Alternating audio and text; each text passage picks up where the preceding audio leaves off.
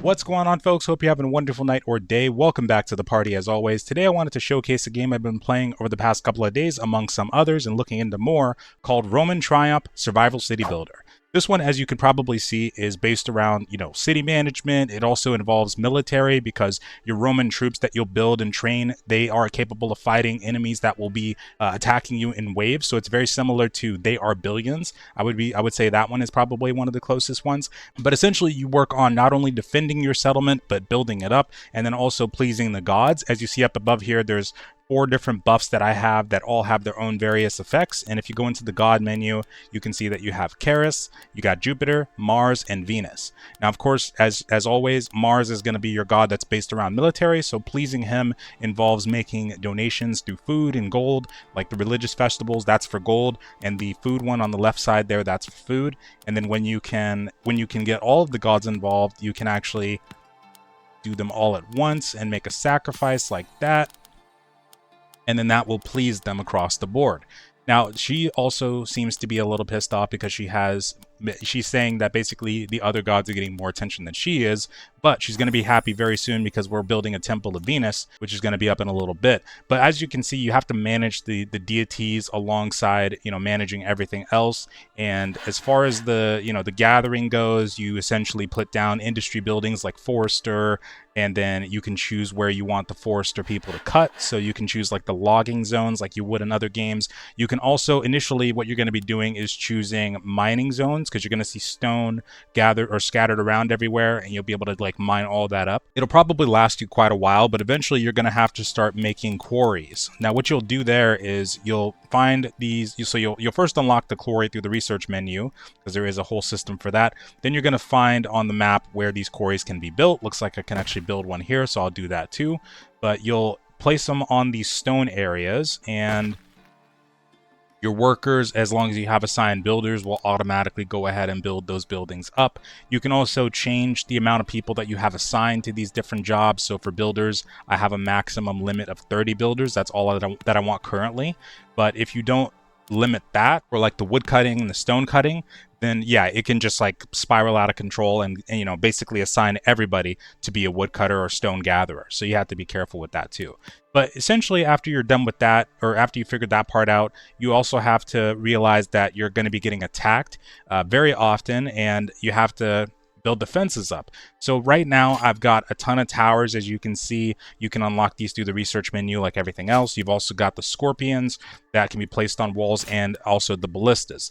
I currently, as you can see, they're all grayed out at the moment. I have them deactivated, and the reason for that is because the upkeep that will come from having them active is way too much. Like if I were to have every single tower, every single scorpion and ballista active, I'd probably be losing a ton of resources. So I have them deactivated until the battle actually comes about. And also, I'm going to be making sure that I only activate the ones that are necessary when the battle does actually start. You'll see in a little bit here, but it's going to actually tell us where the waves are going to come from, what we're going to be getting attacked by. So you can get attacked by like just regular barbarians all the way up to freaking hydras even. So you have to make sure you manage stuff there.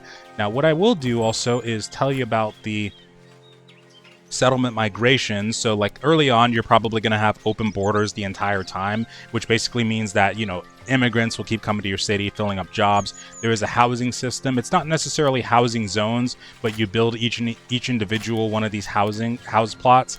And when you do that, you can also upgrade them, just like you can everything else, but you can upgrade them into the luxury version. You can just do these furniture or insulation upgrades, which will give your citizens more comfort. Also, we got a trade system too, I'll go over in a second. But as you can see here, there's a whole menu for the houses, and then that's how you'll get settlements or settlers to come to your city. You got the research menu. Let me go over that first, 1 second. So the research tree here. So you start out with basically just this, and this is like the start of your food. You can later on unlock cabbage farming, sheep farming, up to pig farming, which I just unlocked not too long ago. These ones, like the safe hunting and the better hooks at nets, these ones are more for upgrading your already existing hunting camps and fishermen's huts. Oven efficiency isn't there yet, but once that does arrive, you'll be able to upgrade the bakery too to make it more efficient. Butchering actually does give you your own building, and then what that's used for is basically turning the meat that you get from the pig farm into butchered meat that will give more bonuses to your settlements. And then also for the houses section, you start off with the basic housing, the basic domus, and the hospitum, which is basically like a small house and a large house. Then you can upgrade into getting a treasury, which is how you'll tax your citizens and get gold. Alongside doing trading and killing the enemies that will come and attack you. Some of the stuff I haven't really researched fully yet, but I will be working on that. I should probably get started on the villas, but I'm going to take a look at everything first. So in this section, this is industry. You start off with not being able to build the quarry, and that's why you'll need to utilize the rocks that are scattered around the map, like I mentioned. But once you do have that built and researched, then you'll be able to start getting a income of the stone. And you'll always want to look at your production versus your consumption. I could probably be making a ton more resources, but I've just kind of kept it here. Although I think I'm going to start upgrading my storage areas because I need to actually be like my iron consumption is not doing great versus my production, for example. So I need to start working on that more too. But I think the reason for that specifically is because we recently had an attack from a Hydra, and that's like the big bad, the top thing that you can possibly get attacked by at the moment. So obviously it put a pounding on my settlement. Sometimes you'll notice that these buildings will have this icon up above it too. That basically indicates that nobody's working there. And the reason for that is because we did have a little bit of a population decrease because of the Hydra as well. Because well, actually, I think it wasn't just the Hydra. It wasn't the Hydra that I got attacked by. It was Hydra and barbarians, and I think they got a couple of my houses destroyed that I had to rebuild. So it kind of tore my population up a little bit. So we're getting that back up and going. But I'm gonna go ahead and I think I'm gonna research the villas here. Flamethrowers, catapults, and catapult projectile, or flamethrowers and catapults aren't a thing yet, but that will be coming in the future. That's also on the roadmap. But you can do scorpions and ballistas, and you can upgrade the bolts that they can fire. And doing this will basically make it to where, like for the towers, for example, the iron tip stuff is more accurate, but the flaming stuff is useful for larger targets like the dragons, because sometimes you can get attacked by dragons, or even the hydras and stuff like that too, or crowds like multiples of military units, military enemies, good for that kind of thing too. So we'll go ahead and research the villa. We got a decent chunk of gold here. I'm also going to go ahead and add some more storage to my settlement here. Let's see if I can fit it in anywhere. I might need to increase my outer section. Oh, I can actually put 2 storage areas here, which I will go ahead and do. Do these actually affect the comfort of your settlement? They do not. Great. Okay, good. So we'll do that, and then I'm going to start expanding this direction most likely, just in case anything does happen to attack us from this direction. This section is like my less defended area. Fun fact, the hydras do for some reason love to go after the aqueduct, and it kind of acts as its own wall in a way. So you'll see that like this section over here, this one's has always been more vulnerable, so I've kind of had a subsection added here, an outer layer. But for this section in the northwest, I pretty much don't have to worry about it. Eventually, I'd like to get another section added there, but it's a slow process. But these aqueducts kind of act as their own wall because the hydras get so distracted by them, which is hilarious. This side, though, we don't really get attacked on this side ever. If anything, it's just like stragglers that'll be coming every now and again from when they're attacking from this direction. Because usually they'll attack from that direction, or that direction, and usually the only thing coming from this direction is dragons, because no military like land units are able to attack me there, which is actually a benefit. As a matter of fact, as you probably notice, my area is very strategic because I have a whole mountainside blocking that zone, and that was intentional because the only thing that can attack me from there is flying units, which are very easy to deal with because I have this section right here that has quite a few towers, and a ballista has been recently added alongside some scorpions. But I'm gonna be expanding that further too. So as for the trade system, before we go back into everything and start doing this stuff, there is a trade system here that you can utilize. I actually just got rid of a bunch of my constant trades that were going because it was kind of getting a little messy. I had a bunch of like tools and weapons going out, but my guys weren't really producing that many. But you can set up like one-time trades, or you can set up these recurring trades, and I had the recurring ones going. Basically, the way that it works though is you have to set up a repeating trade based on what the place currently has available. So usually Rome has gold available to trade, for example, but right now, because they don't have gold, the only kind of repeating or one-time trade that I can do is for weapons. You have to wait and then pick and choose what you want, but you also have to be wary of like how often those resources are being taken out of your stocks. Because let's say I have 200 wood going out for Rome, and then in exchange for like 50 gold, then it does take time for the trade to happen, but each time that trade completes, my settlement is going to be losing 200 more gold to be traded with Rome. So you have to keep that in mind.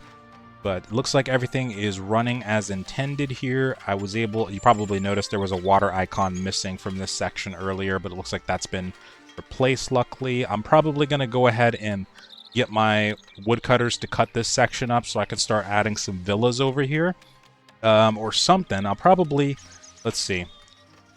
I do have this section here that I have reserved for the Pantheon, which the Pantheon is actually like the highest tier of temple building that we can have. So we're going to have that section filled with the Pantheon, and then maybe I can kind of make some room over here for the villas. Let's see, because you do actually have terraforming as well. I'm glad I get to showcase this.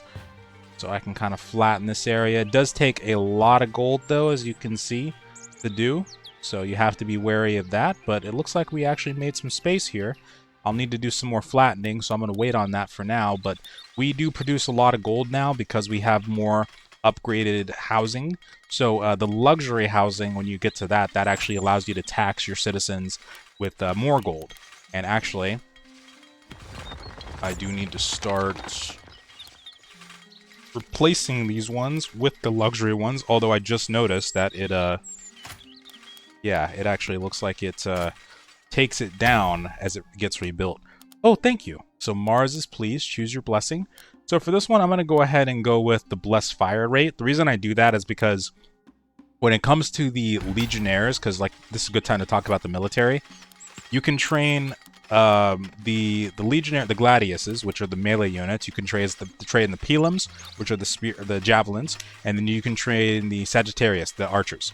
So the thing about the gladiuses is they're really good against the footmen military units, but they're not so great against hydras and dragons. The reason for that is because they can't attack them. The pilums, the javelin units, and the archers can.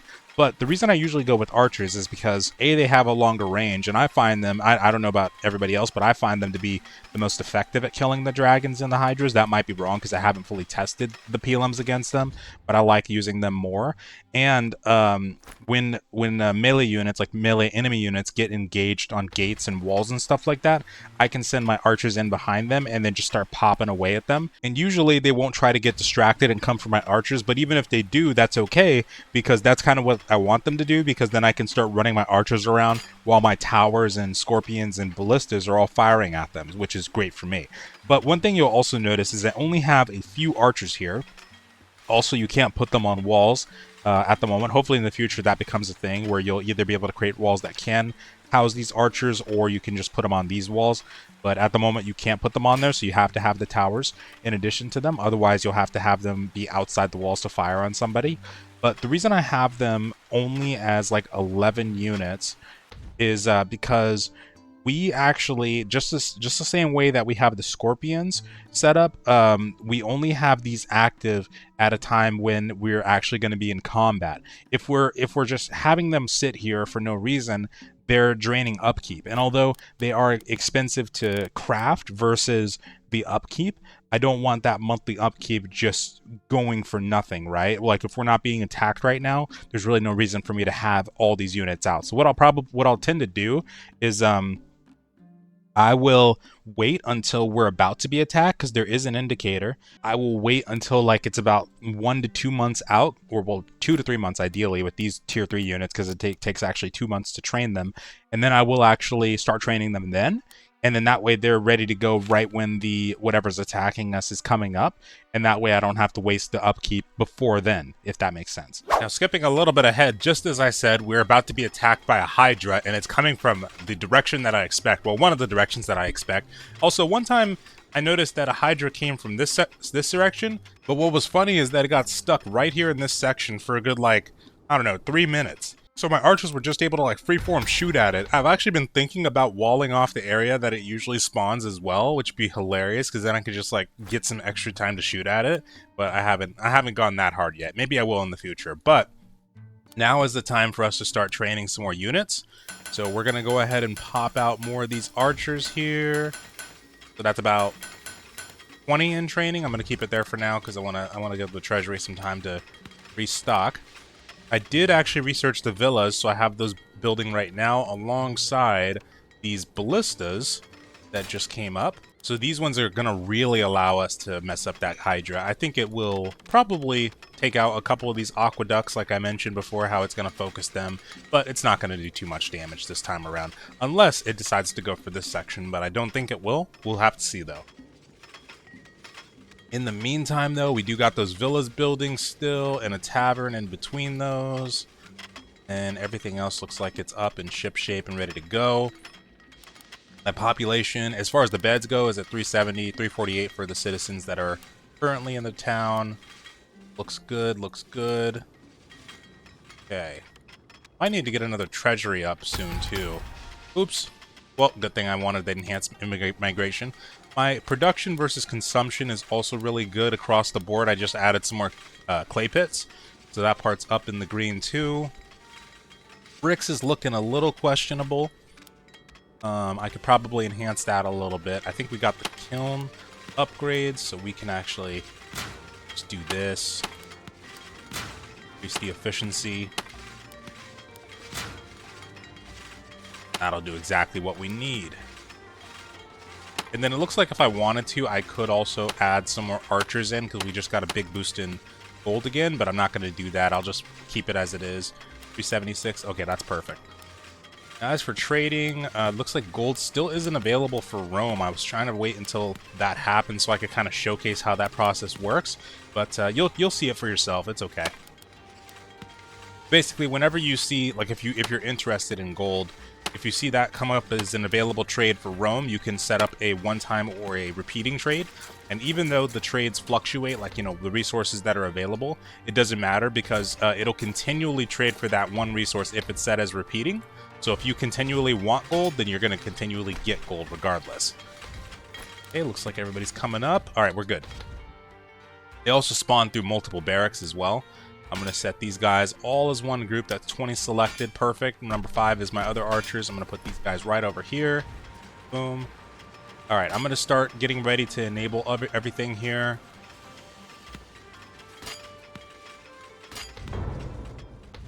Okay. The Hydra has spawned. We're just going to enable this side also. Also, I'm going to increase the efficiency of these guys by giving them the fire bolts. So 35. I'm gonna need to start making cloth at some point. At this rate, I actually don't have it being produced yet. Okay, I'd like to get the Highland Tower as well, which is like the max tier of tower. So at some point that's gonna be a project for me, but we'll leave things as they are for right now. Here comes the big boy. Okay, so we're going to go ahead and switch the archers and the ballista operators to the tippy top. I also need to enable those scorpions here. Can't forget those.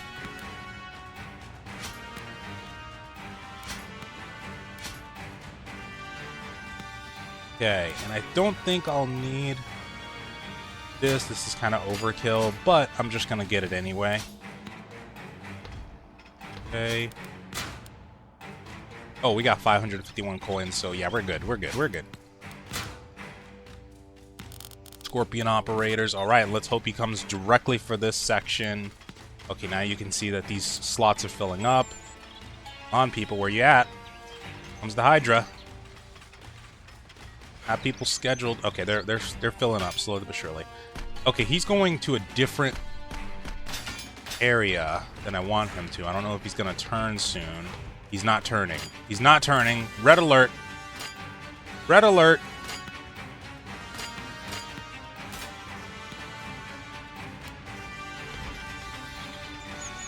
Uh-oh. Where the hell's he going?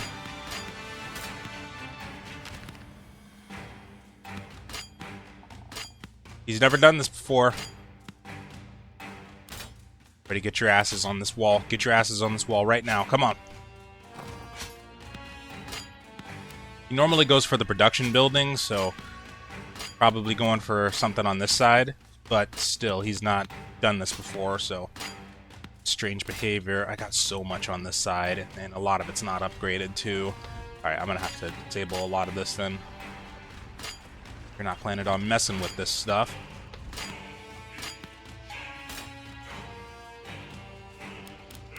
Yeah, see how... That's crazy. Absolutely crazy. I had 500 gold, and then all of a sudden, it was like, kaput. That's why you have to keep this stuff deactivated a lot of the time. Jesus. Okay, he's going for those. That gives me a little bit of time at least. Oh, you dick. Not the quarry. Fire at him.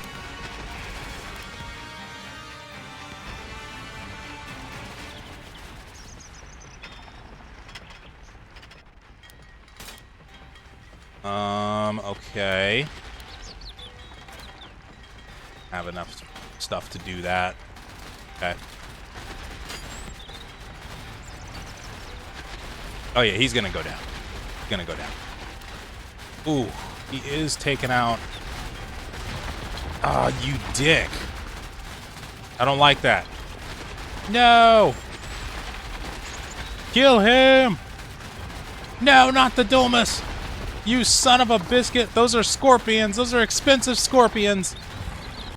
Okay, we got him. Asshole, man. He doesn't do that. He just doesn't do that. This is the first time that's happened. He usually goes for the aqueducts. And now, of course, he's a lot smarter. All of a sudden... Alright, let me deactivate these. As I mentioned, we're gonna get rid of these archers. Just gonna have the number 5 squad. Also, fun fact, when you recruit military units and then you get rid of them like that, they add back to your worker population. So it's kind of a way to increase your population without having to wait for migration. I don't know if that'll ever get fixed in the future, but yeah, that appears to be the case right now. So that's pretty strong. But we're gonna get rid of all this stuff so we can get that. Look at that. Look, it's already going back up. Already going back up. Beautiful. Gonna check the worker assignment. So I got a couple more towers enabled still. Let's see what we got here. And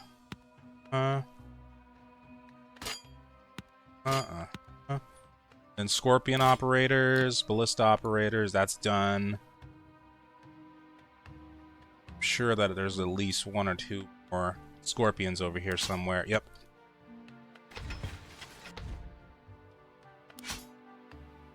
This is a good way to gauge this as well. I'm sure that's all 0. I'm probably missing it. It's just over here somewhere. Oh, there you are. Alright, and that's all we wrote. Sweet. Yeah. We'll have that rebuilt. Get to work, builders.